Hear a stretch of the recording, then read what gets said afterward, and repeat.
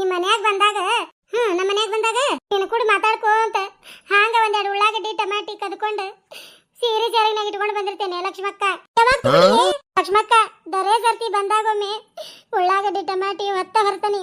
ಅದಕ್ಕರಿ ಪಾರಂದೋಕ್ಕ ಸಂತಿಗೆ ಬಂದಿರ್ತಾರ ಮತ್ತೆ ಉಳ್ಳಾಗಡ್ಡಿಗ ಬೇಡ ನಾವು ತಿನ್ನಂಗಿಲ್ಲ ಅಂತಾರು. ಮತ್ತೆ ಟಮಾಟಿ ಹೇಳ್ತಾರ ಹುಣಸೆಹಣ್ಣಿನ ರಸ ಆರೋಗ್ಯಕ್ಕ ಒಳ್ಳೇದ, ಟಮಾಟಿಗ ತಿನ್ನಬಾರ್ದು ಅಂತ ಹೇಳಿ. ನೋಡ್ರಿ ಹರಾಮಿಂದ ಅವ್ರದ್ದು ಮನ್ಯಾಗ ಕಳು ಮಾಡಿ ಮಾಡಿ ತಿಂತಾರ. ಯವ್ವ ಲಕ್ಷ್ಮಕ್ಕ ಏನು ತಿಳ್ಕೊಬೇಡ ಯವ್ವ. ನಾಲ್ಕನೇದ್ರಿ ರೇಣಿ ನೀನು ಕಾಲ್ ಬೋತರ್ಲೆ ನನ್ನ ಕ್ಷಮಿಸ್ಬಿಡು. ನಮ್ಮ ಮನೆಗೆ ಏನು ಕದ್ದಿಯ ಯವ್ವ? ನಿಮ್ಮ ಮನೆಗೆ ಏನು ಕದ್ದಿಲ್ಲ ರೇಣಿ.